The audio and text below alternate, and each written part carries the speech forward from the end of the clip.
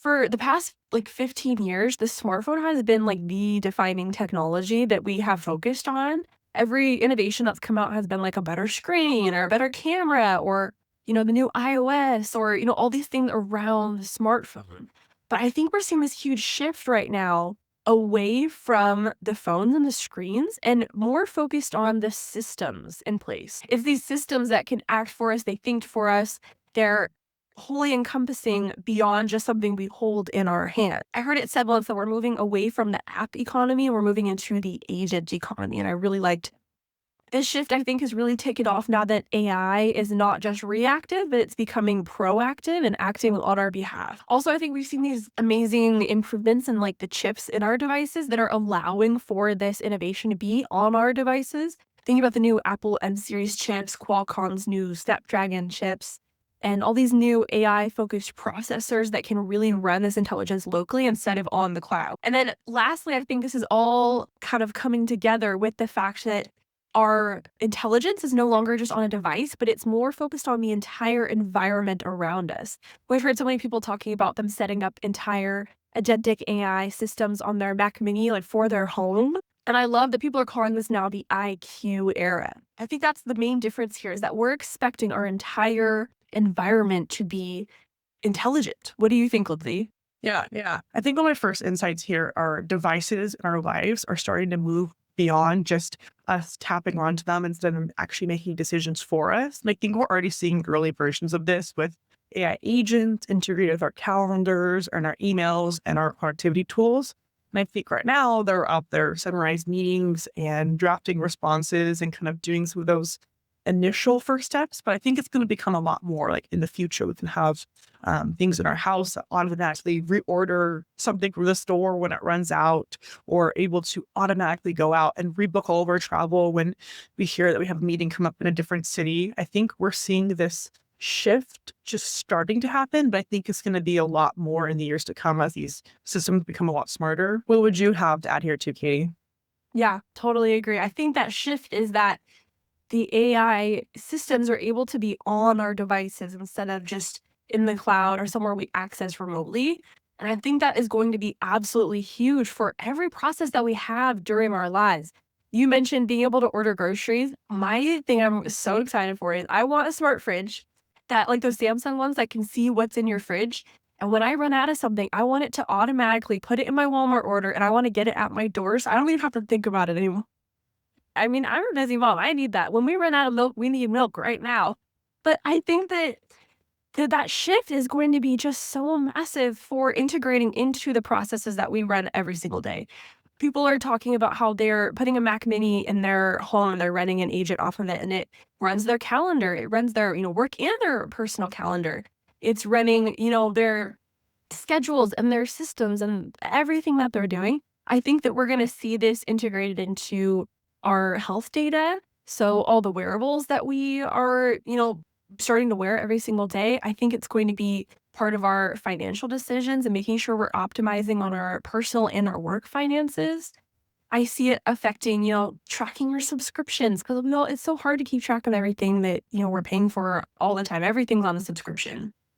And I think that all this running continuously in the background is going to be absolutely insane because that's going to free up so much mental space for us to do this other important work that only we as humans can do. What do you think? Yeah, I think another big difference here too is we're starting to see screens not be the only primary interface that we interact with. I think all of us are tired of screens. We've spent so much time on our screens, and I think there's this big trend of us actively trying to go away from screens. But I think we're moving towards more of these like smart glasses and an environment in our homes, like with Alexas, and also like I saw Apple just came out with more intelligence within the AirPods. And so I think companies like Apple and Meta are really leaning in and putting tons of R&D into having figure out like what's the next screen. I don't know if we figured it out quite yet. I think right now it's so easy to be able to jump on a screen and make a lot of decisions. I think maybe that's a problem with the technology. It's not quite as good yet, but I also think humans were just so used to it. But I do think we are going to see soon kind of these newer devices that we interact with that are more intelligence in our environment beyond just screens. Yeah. I would even add in there that something I've started doing lately is I never type anymore. I never use my keyboard. I am just dictating verbally everything because it saves so much time.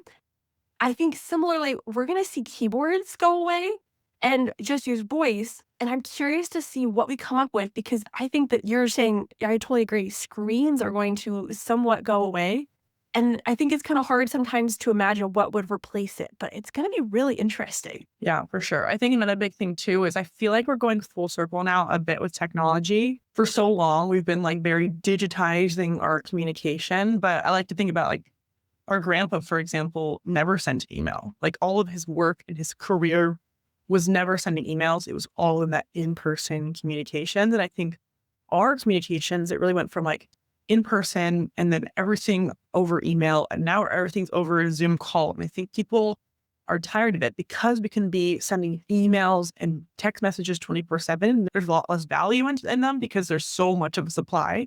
Then now I think we're really shifting back to this idea of like in person and meetings and events and even small gatherings and dinners. A lot of brands are doing right now are so impactful because their supply is lower in them. Like there's so much more value in those. I think we're really kind of seeing that shift back.